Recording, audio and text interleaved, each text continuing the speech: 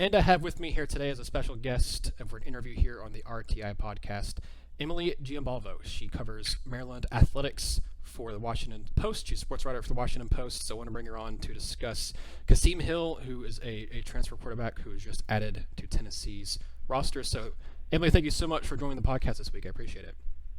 Yeah, thanks for having me.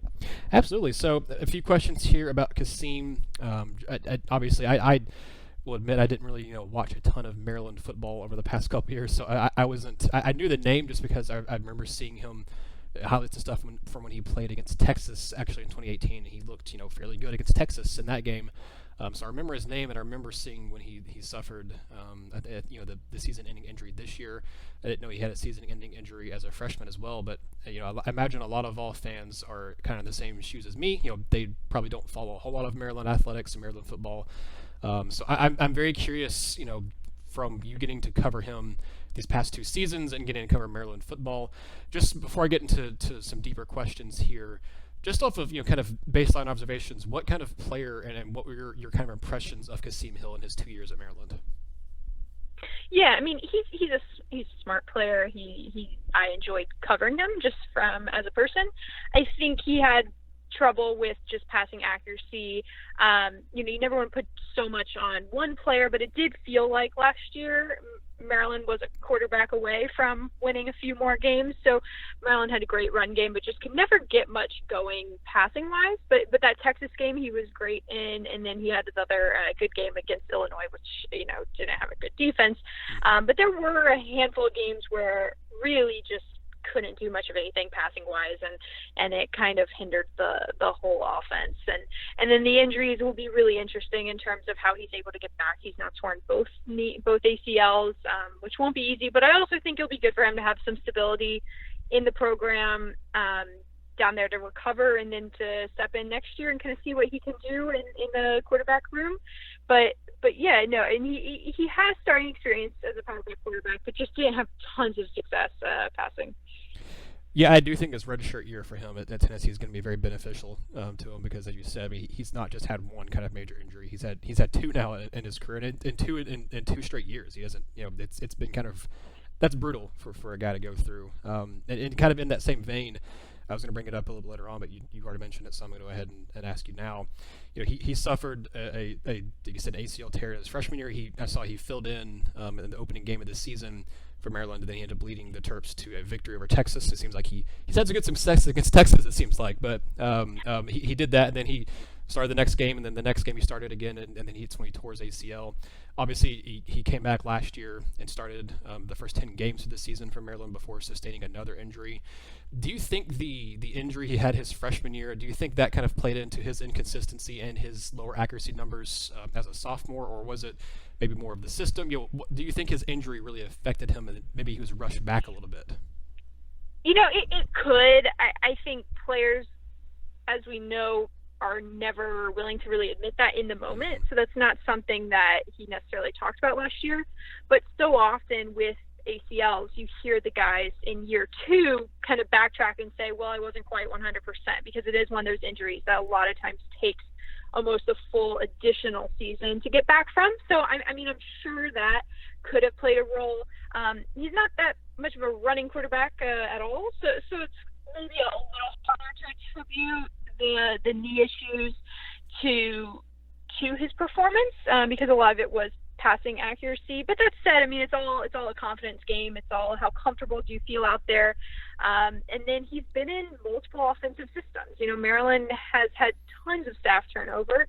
Matt Canada was in his first year, so it wasn't the system he had been recruited to play in, and I'm sure that plays a role too.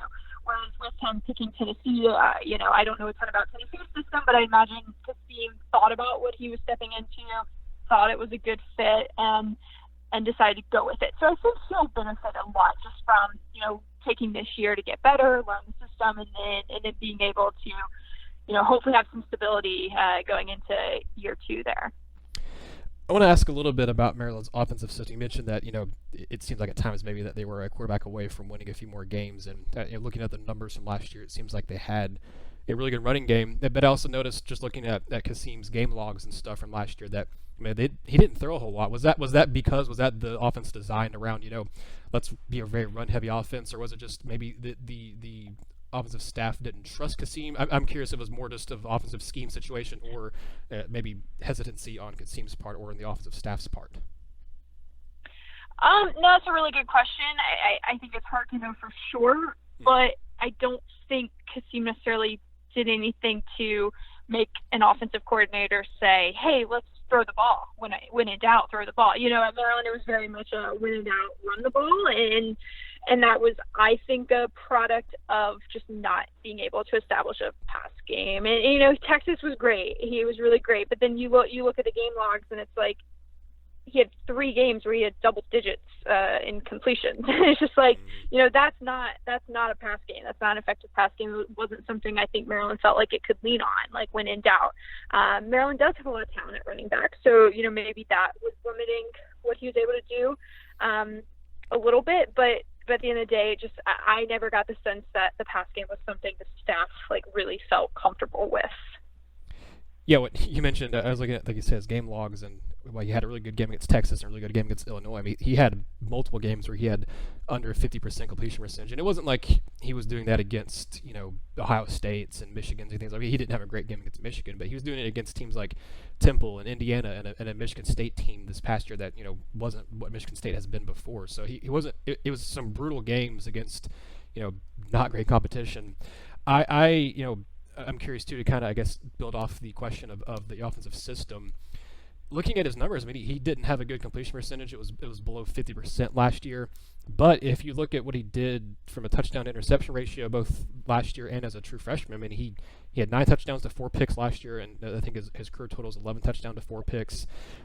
With that low of a completion percentage and that that decent of a touchdown to interception ratio, how can those two coexist? Was it more of when he did throw the ball, they were asking kind of to throw the ball downfield a lot more, or kind of do some short passes? I'm curious of why his completion percentage was so low, but he had a pretty decent low turnover rate. Yeah, I mean, I think that's a good point. I would probably attribute to the fact that I do think he's a smart player. I think he could make pretty good decisions. Like, he wasn't a lot of times with players who have lots of interceptions. We see it as a result of maybe bad decision making or panicking, and I don't really peg Kasim as that type of quarterback. And then the completion percentage, I think, is just from a pure accuracy, ability to throw accurate passes perspective, not necessarily poor decisions. But I think that was one of his strengths.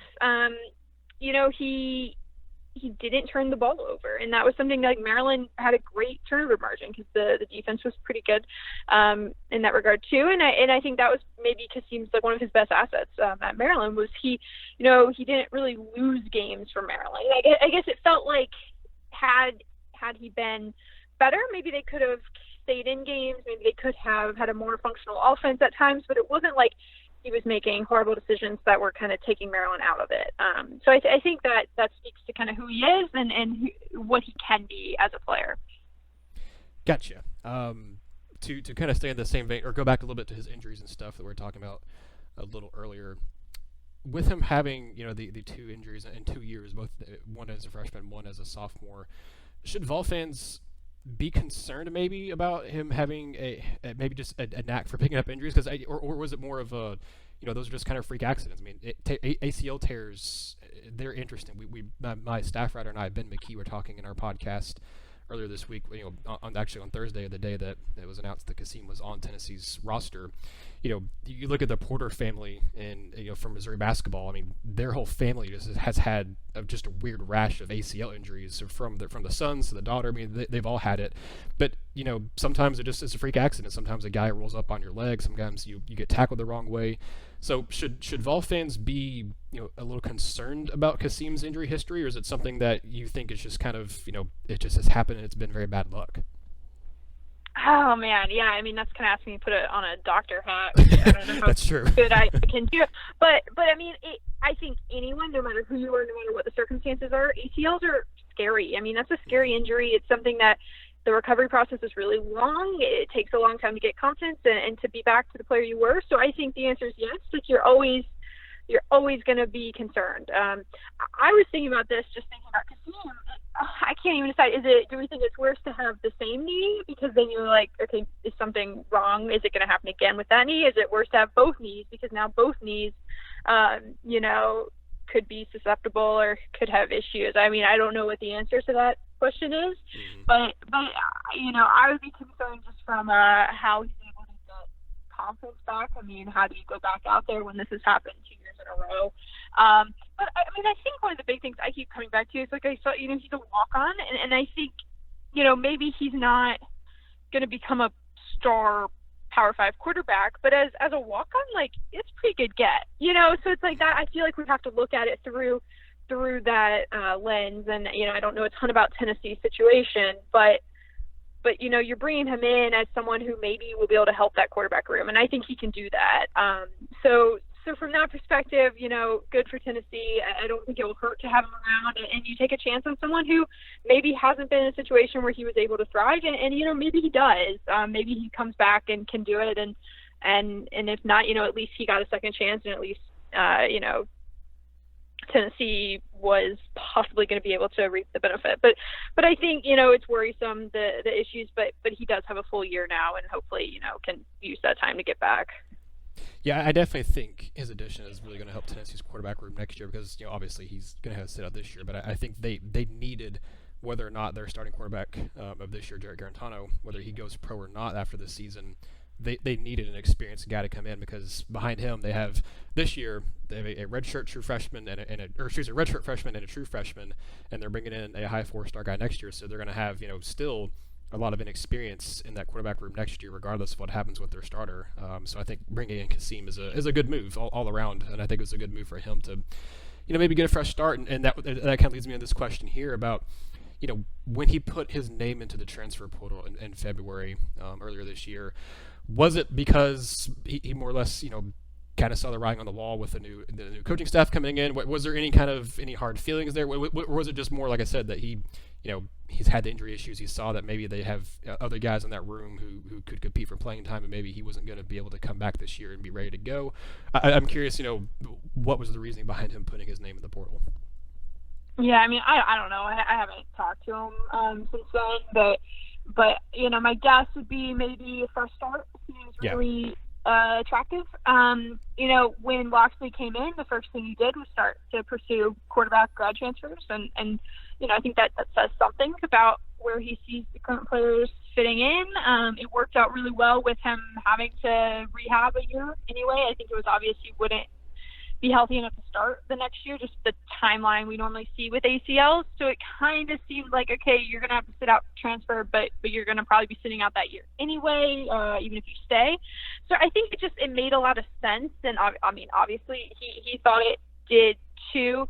But I think it was clear the direction Maryland was thinking about going in terms of a quarterback, and, maybe he didn't think he was going to fit into that. I will say the one thing, I mean, I've got a ton of respect for him, the way he handled it. Like, he came out and said, I'm putting my name in the transfer portal. Now, I hadn't really seen that until he did it, and he was basically like, I don't want it to come out through media. I'm telling you guys, I'm putting my name in there. I don't know if I'm going to leave yet, but I'm doing it. And then same thing with Tennessee. Like, I looked at his Twitter. He hasn't even, announced it. He hasn't done anything. I mean, he just kind of, living his life. And I think to some degree, I mean, I really respect that. And this is a little bit tangential, and probably doesn't answer the question you asked at all, but I think the one thing that I don't think should be underrated is the fact that he was the quarterback of a team that was experiencing more turmoil than any other team in the country, I think. And I think something should be said for that. And he, certainly would have been a leader through that time as the quarterback. And I think when you're talking about possibly an experienced quarterback room, that's something he can bring to Tennessee. Yeah, that's a really good answer. I was going to ask you a question about kind of, more, not necessarily with his play, but kind of what him as a person. I think that kind of leads into it here very well. We've talked a lot about what he brings to the football field, what he does as an actual player. But I mean, you all got to interview him and talk with him over the course of his time at Maryland. I'm not sure how much. I don't know what the media policy and stuff like is in Maryland. If it's anything like Tennessee, I imagine you may have got to talk to him a couple times, but probably not a whole lot. But from what you gathered with interviews with him and gathered with interviews with the players and the coaches up there, what kind of teammate, what kind of just person is Kasim Hill from what you've been able to gather?